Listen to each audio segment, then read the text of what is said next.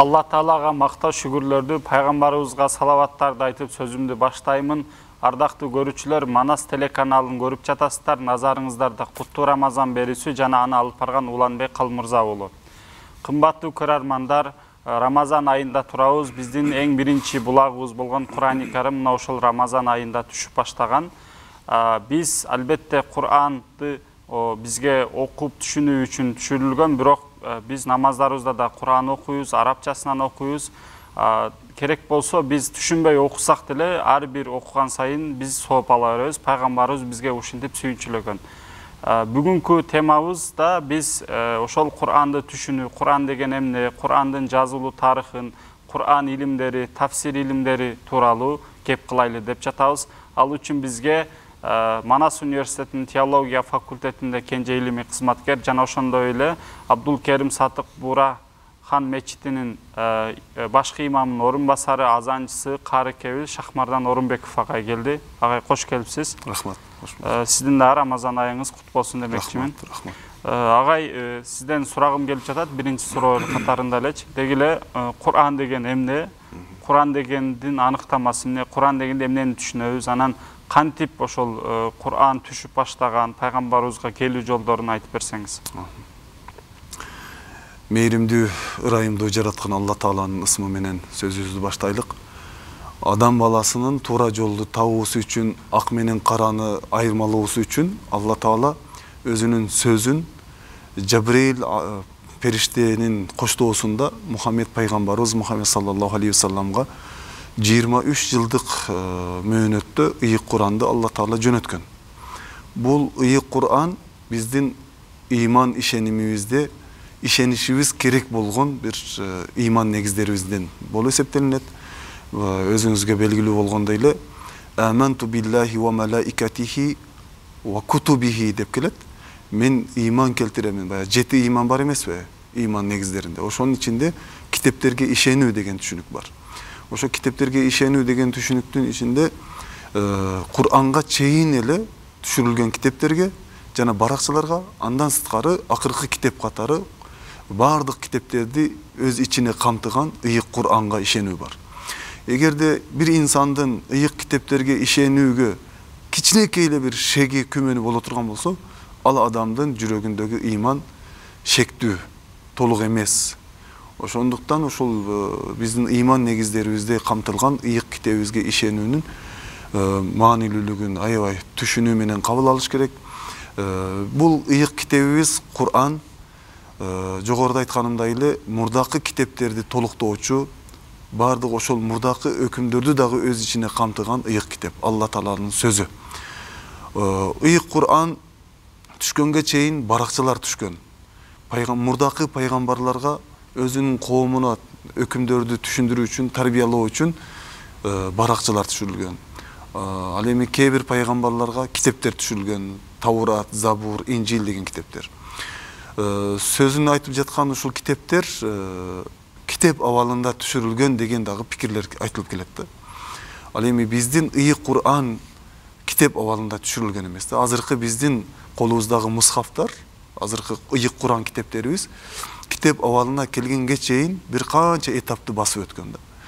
23 жылдык мөөнөттүн ичинде аят-аят, сүрө-сүрө, кандайдыр бир окуяга байланыш, же болбосо эч кандай окуяга байланбай туруп, Алла Тааланын өкүмдөрү, Алла Тааланын кабарлары, келечектеги боло турган кабарлар, өтмүштөгү болуп өткөн окуялар жөнүндө ичине камтыган ыйык китеп. Бул ыйык Кур'ан Карим пайгамбарыбыз Мухаммед саллаллаху алейхи вассаламга ошол түшүрүлгөн, Рамазан айында башталып түшүрүлгөн, Кадыр кечесинде түшүрүлгөн деген риваяттарыбыз бар. Кур'ан-ы Каримде Алла Таала ошол 114 сүрөнүн ичинде Кадыр сүрөсүн дагы берген. Астагфиру билlah. Inna anzalnahu fi laylatil qadr wa ma adraka ma laylatul qadr. Laylatul qadri khayrun min alf shahr. Tanazzalul malaikatu var ruhu fiha bi izni rabbihim min kulli amr. Salamun hiya hatta matla'il fajr dep ошо Кадыр сүрөсүнүн дагы ичинде Кур'анды даңазалаган мааниде аяттар бар. Демек, Кур'ан Аллах субханаху ва тааланын буйругу менен алгач Лаухул Махфузга жайгаштырылган. Levhul Mahfuz diye emneni bilebиз. Bul Allah Taala'nın atayın Kur'an'da jaygaştıra turgan asmanlardan öyde turgan bir makan, bir jay desek bolot da. Muna ошол жайга жайгаштыргандан кийин Muhammed Peygamberimiz sallallahu aleyhi ve sellem'di peygamber katары tandap, anın peygamberliğin ozipasın moynuna жүктөгөндөн кийин Cebrail aleyhisselam ошол Levhul Mahfuzdan ayatlardı alıp peygamberimizge жеткирип турган. Алгач билесиздер, peygamberimiz Muhammed sallallahu aleyhi ve sellem жазганды дагы билген эмес, окуганды да билген эмес. Кандайдыр бир мектепте, азыркы биздин түшүнүгүбүз менен медреседе, университетте окуган бир киши болгон эмес. Ошол өзүнүн доорунда жашап, бирок Ханиф дининде болгон деп айтылат. Тавхид дини деп коебуз. Мурдакы Ибрахим алейхиссаламдын тутунган дини, Алла Таалага сыйынып, таза жолдо жүргөн, анын ата теги дагы ошол таза жолдо келген улуу бир пайгамбарыбыз. Алла Таала ал пайгамбарыбызды пайгамбар катары тандап, пайгамбарлык озипаны жүктөгөнгө чейин даярдаган да мындай чынында. 38, 37, 40ка чамаап калган учурларында түрдүү түштөрдү көрүп, адаттан сырткаркы түштөрдү көрүп, анан илхамдарды алып, кабарларды алып, кулагына ар түрдүү шыбыштар угулуп, пайгамбарыбыз пайгамбарлык милдетин алганга чейин ошондой эме болгон. Анан Peygamberimiz sallallahu aleyhi ve sellem ар жыл Ramazan келген айда белине азыгын түйүп алып, Хадиче небиз даярдап берген азыкты түйүп алып, азыр мына умрага барган кишилер, ажыга барган кишилер билишет, Хиро үңкүрүнө барып, Хиро үңкүрүнө аябай бийик жерде жайгашкан да. Чыккычаң эле аябай хышылдап, өпкөн көп, кыйналып чыгасың. Пайгамбарыбыз ошол бийик Хиро үңкүрүнө чыгып, ошол жерде тафаккур кылчу эле. Тафаккур дагы бул өзүнчө ибадат билесиздер. Allah Taala'nын жараткан нерселерине ой жүгүртүп, акыл калчап, бул ааламды ким жараткан, кантип жараткан, эмнеге жаралганбыз, жаралуу максатыбыз эмне? Мына ошол жөнүндө ой жүгүртүп, тафаккур кылган учурларда Алла Тaala'нын буйругу менен Жабраил алейхиссалам вахийди алып келет. Вахий деген кабар. Куран аяттарын алып келип баштайт. Эң алгачкы аят Икра деп башталат. Алак сүрөсүндөгү Икра деп башталган 5 аят түшүрүлөт. Бул 5 аят оку деген мааниде, оку Раббиңдин ысмы менен оку. Оку ал Аллах, ал Раббиң сен адамга сүйлөөнү, жазууну үйрөткөн. Ал уюган кандан адамды, инсанды жараткан деген мааниде 5 аят түшүрүлгөн. Бул аяттарды түшүрүү учурунда Жабраил алейхиссалам келип пайгамбарыбызга оку деген кезде мен окуганды билбеймин дейт. Анткени пайгамбарыбыз окуганды дагы жазганды билген киши эмес. Ошол себептен пайгамбарыбызды анын өмүр баянын түшүндүргөн китептерде пайгамбарыбыз сабатсыз болгон деп айтылат. Бул жерде сабатсыз деген акылсыз деген эмес. Уммий деп коет. Жазганды жана окуганды билбеген бир инсан болгон да. Анан пайгамбарыбыз Мухаммед саллаллаху алейхи ve sellem'га Жабраил алейхиссалам оку деген кезде окуганды билбейм деп жооп берет. Жабраил алейхиссалам аны кысып туруп оку деген кезде эмнени окуйн деп жооп берет. Ошондо анан кийинки аяттар түшүрүлөт да. 5 аят түшүрөт. Бул аяттарды алган кезде пайгамбарыбыз Мухаммед саллаллаху алейхи ve sellem оор бир жүктү алгандыгы себеп болуп, бул керек болсо бая Куранда дагы Хашр сүрөсүндө айтылат: "Лау анзална хазал Кур'ана ала джабалин ла раайтаху хаши'ан мутасаддиан мин хашиятилlah." Эгерде бул аманатты дейт да, бул аманат Кур'ан. Кур'анды биз эгерде тоонун үстүндө түшүрө турган болгонубузда, тоо аманатты көтөрө албагандыгы себеп болуп, корккондугу себеп болуп, Алладан ушунчалык корккондугу себеп болуп, тоо ээрип кетмек дейт да. Бирок муну инсанга түшүрдүк дейт да, инсанга бердик дейт. Бул жерден ошол пайгамбар саллаллаху алейхи ve sellem ошол бир оор бир вазифаны өзүнө моюндап алып, аны алып келип туруп коомуна, үммөтүнө жеткирген.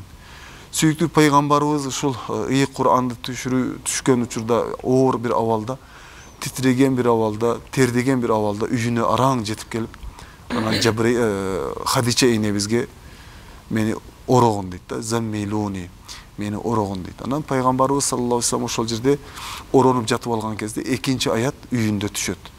Я айюхал муддассир, о оронуп алган, кум фа анзир, тур ордуңдан, эскерткин. Kум фаанзир ва раббака факаббир, Rabbingdi улуктагын, ва сиябака фатаххир, кийимиңди таза туткун деп аяттар, экинчи аят түшө баштайт. Мына ошентип вахийдин башталышы ушундай болуп башталат. Кур'андын түшүүсү ушундай таризде башталат. Аят мисалы Муддассир сүрөсү болжолду бир 50 аяттан турат. Бирок анын бир алгачкы аяттары 5 аят болуп түшөт. Анын ар кайсы жерде түшөт. Ушул сыяктуу Кур'ан түшүүсү Пайгамбарыбыз саллаллаху алейхи саламдын Маккада жана Мадинада жашоосуна карап туруп түшөт да. Ошол себептен муфассирлер аяттарды экиге бөлүп Макки жана Мадани деп бөлүшөт да. Маккеде Пайгамбарыбыз саллаллаху алейхи салам алгач 13 жыл бою адамдарга тавхидти, Алланын жалгыздыгын, бирлигин, барлыгын жеткирип, Алла Тааланы даңктап, ага чейин ошол Каабанын ичинде болжолду 300ден ашуу, 360 деп айтылат, 300ден ашуу идолдар бар эле. Каабанын ичине илип алып, өздөрүнүн колуна жасап алган тактайлардан жонуп, же болбосо халвалардан ондоп жасап алган идолдар бар эле. Ошолорго сыйынып, бизди чыныгы Кудайга, жалгыз Кудайга жеткирүүчү жол катары деген түшүнүк менен ошондой идолдарга сыйынчу эле да. Анан Пайгамбарыбыз саллаллаху алейхи салам ошолордун баарын келип туруп, эй адамдар, акылыңарга келгиле. Бул чындыгында силер колуңардан жасап алган идолдар пайдасы да жок, зыяны да жок.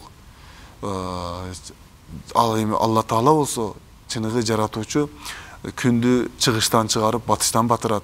Бүтүн адам баласын жараткан, ырыскы берүүчү, бүтүн жан дем берген бир гана жараткан Алла Таала. Мына мен ошол Алла Тааланын элчиси болуп силерге жөнөтүлдүм деген кезде ошол өзүнүн коомунан эле, өзүнүн керек болсо жакын абаларынан, жакын агаларынан бутунда кийип алган гөлөшүн чечип алып туруп, сен бизди ушул үчүн чакырдыңбы деп Пайгамбарыбыздын бетине, жүзүнө чапкан жерлери да бар да. Эми ислам тарыхын окуганыбызда ошону түшүнөбүз. Пайгамбарыбыз ошондой кыйынчылык менен өзүнүн алган аманатын жеткирүү үчүн миң түркүн далилдерди көрсөтүп айтса дагы ишенгендер болгон, ишенбегендер болгон. Эми ислам тарыхына чейин адам баласынын тарыхын алып карай турган болсок деле, ар бир келген пайгамбарга каршы чыккан адамдар болгон, анан анын артынан эрчиген үммөттү да болгон. Пайгамбарыбыз саллаллаху алейхи саламга дагы ошол алып келген акыйкатын кабылдап, анын артынан эрчип, шек күмөнсүз жүрөгүндө эч кандай кынтыксыз ага моюн сунуп итаат кылып, Пайгамбардын жанында туруп, биз сенин артыңдабыз, сен эмне десең дегин, биз сага колуңа кол, бутуңа бут болобуз, даярбыз дегендер болгон. Ошол эле учурда каршы чыккандар болгон. Абу Жахил, Абу Лахаб, Абу Суфиян сыяктуу, мисалы, эми Абу Суфиян радияллаху анху кийин сахаба болуп исламга келген. Бирок Абу Жахил, Абу Лахаб ошол бойдон исламдын душмандары катары эсептелип калган. Бүгүнкү күнгө келе турган болсок деле, мына ислам динибизде Алла Тааланын жөнөткөн ушул ыйык китебин Пайгамбарыбыз саллаллаху алейхи вассаламга келген ушул ыйык китепти кабылдагысы келбей, муну Мухаммед жазып алган өз колу менен тигүү деп ар кандай шылтоолорду айтып, акыйкаттан жүз бурган, инкар кылгандар бар. Бул ошо Абу Жахил, Абу Лахабтын жолун жолдогондор деп айтабыз. Ал эми Кур'анды карманып, анын буйруктарына моюн сунуп, так аткарып, амал иш жүзүнө ашыргандар Абу Бакр Сыддык радияллаху анху, Умар радияллаху анху, Ибн Аббас радияллаху анху жана башка кутман сахабалардын жолун жолдогондор деп айтсак болот да. Рахмат. Демек биз вахий дегенде ошол Алла Тааладан пайгамбарыбызга келген кабарды айтат экенбиз. Ошо сиз дагы айтып бердиңиз, вахий Жабраил периште аркылуу, түш аркылуу же илхам аркылуу дагы биз ошол пайгамбарыбызга келип турган. Анан ошол келүү жолунда айтып бердиңиз, анан сиз жогоруда айтып калбадыңызбы? Бул ошол Кур'ан болжолду 23 жылда этап болуп, сүрө аят болуп түшөт деп. Анан Макки жана Мадани деп дагы немелерди бөлдүңүз да, аяттарды, сүрөлөрдү Кур'андын ичинденчи. Эми сурагым келип жатат, деги эле Кур'андын мазмунунда дагы эмнелер бар да? Ошол Макки, Мадани деп калдыңыз. Эмнелерди ичинде, мазмунунда, негизги ичинде эмнелер бар деп айтсак болот? Рахмат. Негизи ыйык Кур'ан бул Алла Тааланын сөзү, жогоруда айтканыбыздай эле. Кур'ан бул Алла Тааланын сөзү болгондугу үчүн ал өзүнчө bir mucizalуу bir kitep da. Katardagы bir adam жасай албай турган, жаза албай турган өзгөчө bir kitep. Бул kitepти окуган киши сооп алып, тилаваты ибадат болуп эсептелинет. Мусхафтарда жазылган Жабраил алейхиссаламдын коштоосу менен түшүрүлүп, вахий жолу менен түшүрүлүп, мусхафтарда жазылып, анан окулушу тилават, ибадат болуп эсептелген ыйык китеп.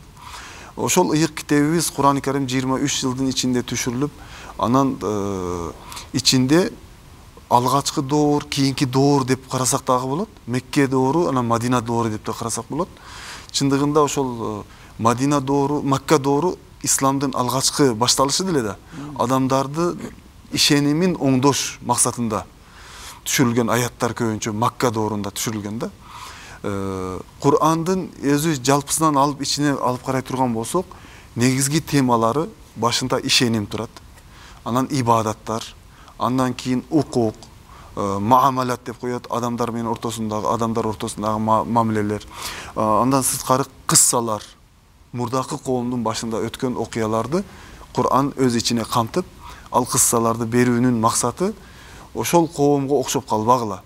Эгерде силерге Алла Таала жиберген ушул ыйык буйруктарды аткарбасаңар, мурдакы Кудайдын буйругун аткарбагандардын абалына түшүп калбагыла деген максатта кыссаларда ичине камтылган да. Демек, ол ушу сиздин сурооңузга карай эле Кур'андын ичинде жалпылап айта турган болсок, биринчи ишеним бар, андан кийин ибадат бар, муамалат бар, укук бар. Мисалы, укуктун ичинде адам укугу, аял эркектин ар биринин акы укугу, никах, талак, ушул сыяктуу сауда саттыкта мисалы алуучу, берүүчү, сатуучу менен алуучунун ортосундагы мамилелер, жалпы ушул темалар камтылган. Эми бул Кур'ан Алла Тааланын сөзү болгондугу үчүн Кур'андын өзүнүн өзгөчөлүктөрү бар. Биз бул Кур'анга болгон мамилебиз кандай болуш керек дегенде, биринчи милдетибиз Кур'анды эмне себептен Кур'ан түшүрүлгөн. Кур'ан түшүрүлгөндөн баштап бүгүнкү күнгө чейин Кур'ан жөнүндөгү жалпы маалыматтарды алышыбыз. Андан сырткары пайгамбарыбыз саллаллаху алейхи вассалам Кур'анды алгандан кийин кандай болгон? Мисалы, пайгамбар саллаллаху алейхи вассалам бир тараптан таблиг деген жеткирүүчү болгон. Экинчи тараптан табиин, ачыктоочу болгон. Анан ошол учурда тамсил, аны жашап көрсөтүүчү болгон да. Сүйүктүү пайгамбарыбыздын вазифасы. Демек, бизге түшкөн иш дагы алгач ошол пайгамбарыбыз аркылуу мутаватир жолу менен көптөгөн ишенимдүү адамдардын жеткирүүсү жолу менен бизге жеткен ушул ыйык Кур'анды алгач аны түшүнүп билип, ошончолук ыйыктыгын түшүнүп, аны урматтап, жөн эле алып туруп Кур'анды үйүбүздүн дубалдарына илип койбой, ачып ичин окуп, түшүнүп, маани маңызына ой жүгүртүп, анткени ыйык Кур'анда көптөгөн аяттарда лааллакум таакилун, мисалы, акыл калчабайсыңарбы, ой жүгүртпөйсүңөрбү, татафаккарун, ой жүгүрткүлө, пикир кылгыла, ушул аяттардын үстүнөн акыл калчагыла деп айтылган эмелер бар да. Биз дагы бизге түшкөн иш, аны биринчиси түшүнүү Кур'андын ыйыктан. Экинчи этабында аны окуганды үйрөнүү. Биринчиси окуганды үйрөнүү эмес экен да, биринчиси аны түшүнүү, анын ыйыктыгын билүү, сезе билүү. Андан кийин аны окуп билүү. Окуганда ошо тартили менен, акысын, ар бир тамганын акысын берүү менен түшүнүп, андан кийинки эмеде ар бир аяттын грамматикасына дагы көңүл буруп, тафсир илимине көңүл буруп, аны ичине сүңгүп түшүп, андан кийин амал кылып кетиш керек. Son anıktama aytıp berdiniz Kur'an degende, demek Kur'an деген emne degende biz kıskaça Allah Taala'dan vahiy bolup paygambarыбызга түшкөн жана окулуусунда сооп алган, андан кийин арабча болгон, андан кийин бизге чейинки азыркы мусхафтарга жазылган, анын мусхафтарга жазылып азыркы күнгө чейин мутаватир жолу менен келген китепти биз Кур'ан дейт экенбиз да. Анан сиз сөзүңүздүн аягында да айтып аттыңыз го, бул Кур'анды түшүнүү деп, жана тафсир илими деп, жана ошо бизде эми Кур'анды түшүнүү тафсир илими деп, чечмелөө деген илим бар да. Анан ошол тафсир илими деген эмне, анан тафсир илиминин түрлөрү, тафсирдин түрлөрүнөн кыскача айтып берсеңиз. Рахмат. Негизи биринчиден тафсирлөөчү Birinciden Allah Taala özü de. Sebebi Kur'an-ı Kerim'de ayatlardı bir ayatты kiyinki ayat menen Allah Taala түшүндүрүп койгон. Misal ала турган болсок, бул негизи Кур'ан илимдеринде мубхаматул Кур'ан деген темага кирет. Мисалы Kur'an-ı Kerim'de baruz ele bilgen Fatiha suresinde İhdine sıratal mustaqim sıratal lezine en'amte aleyhim degen ayat barda. Bizge hidayet tuğra joldu körset. Al tuğra jol uşunday jol dep durup bir kıyır manide düşkön bir ayatta. Tüz okusan düşün albaysın. Al jol kanday jol ekendigin Nisa suresinin 69. ayatı boş gerek. Nisa suresinde oşol ayatты түшүндүргөн bir açıklama var. Al jol paygambarlardın jolu, çınçıldardın, şahitlerдің jolu деп Allah Taala açıklap koyгонда. Demek bul жерден жолго чыгып эле Kur'an'ды түшүндүрүүдө Allah Taala Hak Subhanahu Taala özü birinciden açıklagan. Ana эми adamlarga түшүндүрүүдө ошол Peygamberimiz sallallahu aleyhi ve sellem özünün vazifalarının içinde tabiin demedik mi жогоруда? Açıktoочу. Kur'an'dın algaçkı mufassiri, algaçkı түшүндүрүүчүсү bul Peygamberimiz sallallahu aleyhi ve sellem. Oşol sebepten buna tafsir ilimi, hazır biz söz kıla turgan tafsir ilimi Peygamberimiz sallallahu aleyhi ve sellem'in uçurunda atayın tafsir ilimi degen түшүнүк жок эле да. Muhtaçlık деле жок эле. Анткени сахабалар кайсы эле аятты түшүнбөй калса, кандайдыр bir жагдай жаралса, дароо Peygamberimiz sallallahu aleyhi ve sellem'e барып, ошол боюнча суроону узатып, суроолоруна жооп алып кайтчу эле да. Muhtaçlık жок эле. Андан кийин Peygamberimiz sallallahu aleyhi ve sellem ошол açıktap түшүндүрүп бергенден кийин уланып кеткен да ошол маанде. Бул жерден ушул нерсеге да токтолуп өтөлүк. Билесиздер, Kur'an'дын алгачкы түшүрүлгөн аяттары ар кандай нерселерге жазылган. Мисалы, курма дарагынын, курма багынын кабыктарына, сөйөктөргө, ар түрдүү ошол учурдагы жазма куралдарга жазылган. Алгачкы түшүрүлгөн аяттар жазылганда Peygamberimiz sallallahu aleyhi ve sellem kelgen ayattарды дароо жаздырат эле да. Zayd ibn Thabit radıyallahu anhu katiplerini. Жаздырган кезде жазылган ошол аяттарды ошол учурдагы сахабалар эч кандай кыйынчылыксыз окуп, түшүнүп, окуп кете берчүлөр. Кийинчерээк ислам динибиз жайылып, башка өлкөлөргө жайылган кезде анан ошол учурдагы курралардын шахид кетүүлөрү себеп болуп, Kur'an'a bir kança Kur'an üçün işler жасалган да. Kur'an üçün жаңыдан bir işler жасалган. Kur'an'ın mushafın көбөйтүү маселеси var. Andan sırtkarı Abul Aswad ad-Duali'nin ошол Kur'an'a hareke koyuu işleri var. Bunun da sebepleri var. Antkeni ошол учурда adamlar Kur'an'ды harekeleri жок учурда кийинки муун окуган кезде ката окуган. Ката окуганын себеп болуп ошол Abul Aswad ad-Duali bir adamın Kur'an okuganын ugattı. Ukkan uçurda İnnallaha bari'un minel müşrikine ve rasuluhu degen ayatты bir kişi ve rasulihi dep harekesin toora emes okuyt. Bul jerdegi mani çındığında Allah jana anın elçisi müşriklerden alыс beri turat degen manide da. Bирок berki kişi şunday okuyt. Çındığında Allah müşrikler menen paygambardan alыс деген маанини чыгарып коет да. Bir эле хареке ошондой bir маанини өзгөртүп салат. Муну уккан Abul Aswad ad-Duali дароо ошол харекелерди коюу ишин колго алат да. Bir канча кишинин жардамы менен жанына ошол алып Куранды окуп, туура окуганга аракет кылат. Андан кийин чекит коюу маселеси ортого чыгат. Анткени тамгалар, окшош тамгалар бар да, мисалы б, т, ф, жим, х, х сыяктуу тамгалар, эгерде чекити менен айырмаласак, анын баары эле окшош эле тамга болуп калат. Сахабалар өз учурунда буларды оңой эле билишкен. Анткени тилди өзгөчөлүгү, тилди дагы билишкен, анан пайгамбарыбыздан угуп дагы жатташкандыгы үчүн эч кыйналбай эле үйрөнүшкөн. Кийинчерээк кийинки муун ошол чекиттерди билбегендиги үчүн бул жимби же хавы же б тавы кайсы тамга экендиги билбегендиги үчүн кыйналышкан да. Мунун ишке ашуусуна Halil bin Ahmad деген алым, тил алымы чекиттерди коюп чыккан. Эми ошентип тафсир илимиге келгенде, тафсир илими ошол Кур'ан аяттарын ачыктоочу бир илим. Ал тафсир илими өзүнчө бөлүнөт.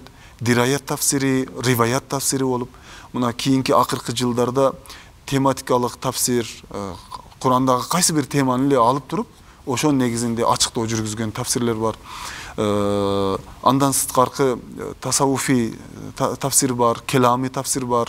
Анан мазхабтар арасында өзүнчө бөлүнүп кеткен тафсирлер бар. Мисалы, ар бир мазхаб өзүнүн көз карашына жараша кылып туруп жазган тафсирлери бар. Мына ушул сыяктуу Кур'анды түшүндүрүү үчүн атайын жазылган тафсир илимдери бар. Эми бул тафсирлердин ичинде риваят тафсири көбүнесе ошол пайгамбарыбыз саллаллаху алейхи вассалам кандай ачыктаган болсо, сахабалар, мисалы Ибн Аббас, Абдуллах ибн Мас'уд радияллаху анху сыяктуу муфассир сахабалар кандай ачыктап кийинки муунга өткөрүп берген болсо, ошолордун риваятына таянып туруп эле акылды колдонбой туруп, ошон риваяттын негизинде ачыктаган тафсирлерди риваят тафсир деп коебуз. Ал эми дираят тафсирлери бул ошо риваятты биринчи орунга коет. Риваяттын жанында аяттарды эмне себептен кантип түшүнүшүбүз керек, ар түрдүү акылый көз караштын негизинде ачыктоо жасаган тафсирлерге дираят тафсири деп айтабыз да. Жалпысынан алганда ушундай. Демек, биз ошол Кур'анды түшүнүүдө тафсир илими бар. Тафсир илими ошо риваят, дираят деп, масаби, келами деп бөлүнөт экен. Анан ошо сөзүңүздүн арасында дагы түшүнүүгө дагы кошумча илимдер бар деп кеттиңиз. Бүгүнкү темабыздын дагы ошол Кур'ан илимдин, Кур'анды түшүнүүгө жардамчы илимдер боюнча дагы айтып берсеңиз. Рахмат. Бул тема өзү мына жарым сааттык, 1 сааттык мөөнөттүн ичинде айтылып бүтпөс бир тема да. Ошол себептен имам Заркаши деген улуу алым болгон. Ал өзүнүн эмгеги Ал-Бурхан фи улумил Кур'ан деген 4 томдук, ар бир тому 500 беттен турат. Ошол китебинде имам Шафии рахимахуллахтын сөзүн айтат да. Кур'ан илимдерин алуу, Кур'ан илимин түшүнүү үчүн өмүр жетпейт дейт да. Мындайчылыгында ат көтөргүс бир эмгек дейт да. Бул Кур'ан илимдерин түшүнүп бүтүш үчүн өмүр жетпейт дейт. Ал Кур'ан илимдери негизи ошол түшүү учурунан баштап аны истинсах дейт, көбөйтүү, андан сырткары насх мансух түрдүү темаларды ичине камтыйт да Кур'ан илимдери. Мунун башында негизи алымдарыбыз лафзи өзгөчөлүгүнө карап, маани өзгөчөлүгүнө карап туруп Кур'ан илимдерин бөлүшкөн.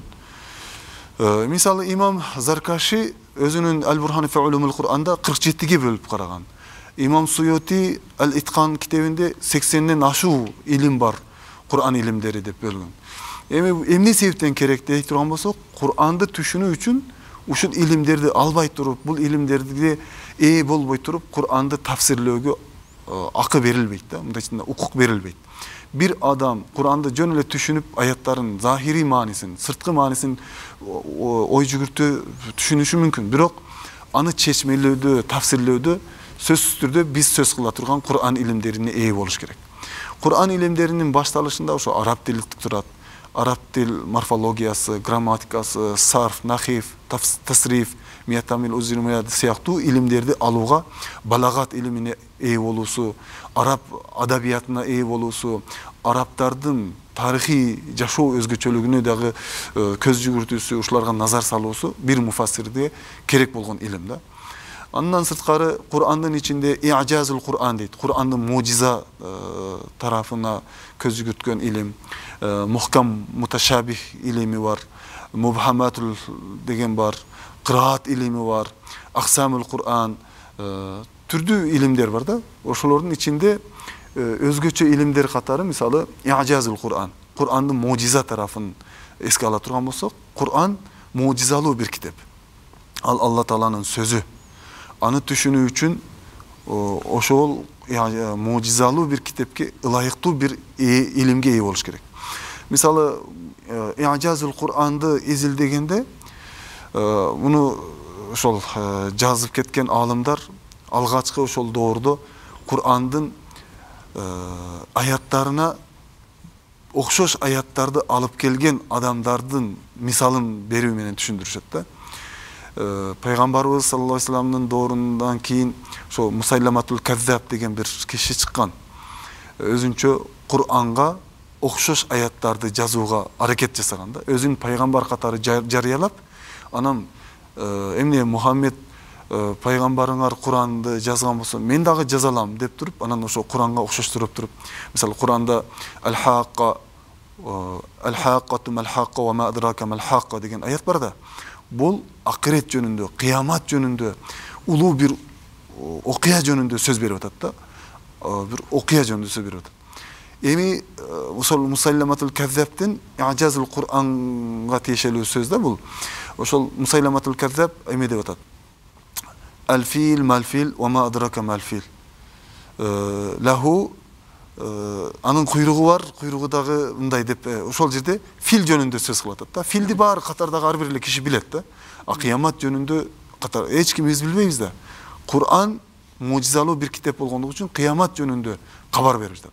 А бул өзүн пайгамбар катары таныткан жанакы Мусайламатул Каззаб фил жөнүндө берип атат. Муну айтайын дегеним, Кур'ан мужизалуу бир китеп болгон үчүн анын ажазын изилдеген бир илим керек да. Андан сырткары мухкам жана муташабих илими бар. Мухкам жана муташабих илими Кур'ан жалпысынан бардыгы түшүнүлгөн бир аят, бардык аяттары түшүнө ала турган илимдерди камтыган бир аяттарды бар да. Ошол себептен мухкам аяттар деп айтылат. Муташабих аяттар деп коебуз. Муташабих аяттар бир эле нерсе, негизи сөздүк мааниси окшош маанини чагылдырган сөздөр десек болот да. Кур'анда окшош мааниде келген аяттар же болбосо түшүнүлүүсү кыйыр мааниде берилген аяттарды муташабих аяттар деп коебуз. Ушул сыяктуу илимдерди Кур'андын ичиндеги аяттарды изилдөө үчүн муташабих илими сөзсүз керек. Анан насых мансух Кур'ан илими бар. Кур'ан илиминде ошол насых мансух бул деген сөз Кур'анда алгачкы түшүрүлгөн аяттар кийин өкүмү жоголуп, матыны калып, бирок өкүмү бар аяттар сыяктуу илимди изилдеген бир илим да, насых мансух илими. Анан сабабы нузул деген илим бар Кур'ан илимдеринде. Сабабы нузул бул ар бир аяттын кайсыл жерде түшкөн, эмне себептен түшкөн, кимге карата түшүрүлгөн, ким себеп болуп түшүрүлгөн аяттарды изилдеген бир илим болгондугу үчүн сабабы нузул илими деп айтылат. Мына ушул сөз кылып айткан Гарибул Кур'ан, Вужух ва Назаир жана башка илимдердин бардыгы Кур'ан илимдери. Бул илимдерге ар бирине токтолуп, ар бири өзүнчө бир жарым сааттык, 1 сааттык сабак болуп эсептелет. Мисалы биз студенттерибизге Кур'ан илимдерин түшүндүрүүдө ушул жогоруда айтылган илимдердин ар бирин бир сабак керек болсо 2-3 сабакка созулуп кеткен учурлар болот. Кур'ан илимдерин түшүндүрүү үчүн ушундай илимдерди үйрөтүп келебиз. Негизи бул илимдерди билбей туруп, Кур'андын аяттарын ачыктоо эч бир муфассирге акысы жок деп айтылат да. Ошондой. Рахмат агай, биздин дагы чындап эле убактыбыз аягына келип калды. Буюрса, ошол Кур'ан илимде дегеле бүгүн биздин программабызда Кур'андын тарыхын вахий болуп түшкөндөн баштап тафсир илими, андан кийин ошол Кур'ан илимдери боюнча бизге кызыктуу маалымат бердиңиз. Дагы кийинки берүүлөрдө балким ошол Кур'ан илимдеринин ар бирин ошол сайттыңызга сөзгө байланыштуу, лафызга же болбосо мааниге байланыштуу дагы Кур'ан илимдери болуп бөлүнөт деп айттыңыз. Буюрса балким ошол программаларда токтолоп сизге ыраазычылык билдиребиз. Иншалла, рахмат. Урматтуу көрүүчүлөр, баарыбызга маалым болгондой эле Кур'ани Карим бизге вахий болуп пайгамбарыбызга болжолду 23 жылда этап-этап, сүрө-сүрө, аят-аят болуп түшкөн. Вахийдин түрлөрү бар. Пайгамбарыбызга Жабраил периште аркылуу, андан кийин илхам жолу менен түш аркылуу же ичинен дагы берилип түрлөрү келип чыккан. Анан ошол пайгамбарыбыз дагы өзүнүн жашоосунда вахий келип атканда ошо вахийди сактап калайын деп бир нече аракеттерин дагы биз көрөбүз. Бирок ошону Кур'анда сен антип мындай кыйналба, биз буну өзү сакталат сенин жүрөгүңдө деп айтат да. Анан кийин пайгамбарыбыз дагы өзүнүн жашоосунда Кур'анга өтө маани берген. Рамазанда дагы, азыр Рамазан айында турабыз, Рамазанда дагы өзгөчө маани берген. Анан Кур'андын мындай сакталуусуна да маани берген, өзүнүн сахабаларына, кутман сахабаларга Курандан башка нерсени жазбоону да буйрук кылганда, бул нерсечи. Өзгөчө ошол Куран жаттагандарга дагы маани берген, мисалы ислам тарыхында билебиз, бир Мауна деген бир окуя бар. Ошол окуяда көптөгөн Куранды жаттаган карылар, хафыздар шейит болот дагы. Пайгамбарыбыз дагы өтө кайгырат бул окуяга, аябай кайгырганын билебиз. Андан кийин пайгамбарыбыз бул дүйнөдөн өткөндөн кийин Hazreti Абубакыр Куранды мусхаф абалына келтирет. Андан кийин Hazreti Осмондун убагында Куранды истинсах кылып, көбөйтүп, нускаларын көбөйтүшөт да. Андан кийинки ошол Абул Асбат Дуали харакелеп Халил бин Ахмад аныга чекиттерди коюп берет. Анан бул жерде бул ошентип бизге Куран мутаватир жолу менен бизге азыркы күнгө чейин келип жетти да. Анан Куранды түшүнүүдө биз тафсир илими бар. Тафсирлөөдө дагы эң негизгиси, эң жакшы тафсир бул Куранды Куран менен тафсирлөө. Экинчиси бул Куранды ошол пайгамбарыбыздын сүннөттүү хадистеринин негизинде тафсирлөө. Албетте тафсир илими башында хадис илиминин ичинде болчу, негизинен кийинчерээк өзүнчө илим болуп түштү. Анан тафсирдин дагы түрлөрү бар. Дираят тафсир, риваят тафсир. Риваят тафсир көбүнчө пайгамбарыбыздын хадистерине, сахабалардын сөздөрүнө басым жасалган. Ал эми дираят тафсир ошол риваяттар менен биргеле ошол эле акылый негиздерди жана араб тилинин өзгөчөлүктөрүн шиирлерине, ырларына салыштырган бир тафсир болуп эсептелет. Ошол негизинде келами тафсирлер бар, фыкый тафсирлер бар. Анан акыркы жылдары дагы бул иштимаий тафсир деген чыкты. Бул социологиялык тафсир же илмий тафсир деген бар, илимдик, азыркы илимий ачылышта да. Жана ошондой эле акыркы жылдар бул тематикалык тафсирлер дагы болуп азыркы учурда өнүгүп жатат. Tasavvufi tafsirler var, ahlaki tafsirler var. Анан ошол тафсир илимин түшүнүүдө дагы, Куранды түшүнүүдө Куран илимдери бар. Бул эң биринчиси ошол сабабы нузул, жоксо эмне себептен улам аяттарды түшкөндүгүн билдирет. Андан кийин ошол аксамул Куран, Курандагы касамдар, яминдер боюнча, гарибул Куран, Куранда кээ бир сөздөрдү, мисалы мааниси башкача болгон сөздөр, мушкилул Куран бар, мубхамул Куран бар. Жана ошондой насых, мансух деген бар, хакыйкат, мажаз, вужух ва назаир сыяктуу дагы бир нече ошол Куранды түшүнүүгө илимдер бар да. Бирок ушулар менен бирге эле эң биринчи кезекте бул Куранды түшүнүүдө ошол илимдердин эң башат катары бул Куран албетте бизге арабча түшкөндүктөн араб тилин билиш керек. Сарф, нахву, балагат илиминен дагы иншааларды, ихбарларды билиш үчүн ilmul bayan, ilmul maani, ilmul badih деген да илимдер бар. Ушулардын бардыгын топтогондон кийин анан Куранды түшүнүп, анан тафсирлегенге укук алат. Болбосо буларды тафсирлебеш керек экен. Себеби агайыбыз дагы айткандай, бир нече илимди алгандан кийин гана тафсирлешибиз керек. Албетте биз Курани Каримди түшүнбөй окусак дагы ар бир оккан сайын эселеп сооп алабыз. Бирок экинчи этабы катары дагы ушинтип ушул илимдерди арабчаны үйрөнүп дагы biz okusak, düşünsök dagı en жақсы болот, нур үстүнө нур болот. Кудай Таалам бизди ошол Куранды окуган, андан кийин ага амал кылган жана ошону дагы түшүндүрүп кийинки урпактарга өткөрүп берген бизди адамдардан кылсын деген аруу тилектер менен бүгүнкү берүүнү жыйынтыктайбыз. Алып баруучулук кызматта Уланбек Калмырза уулу болдум. Барыңыздардан дагы бир жолу Рамазан айы кут болсун. Эмки берүүлөрдөн көрүшкөнчө сак саламатта туруңуздар.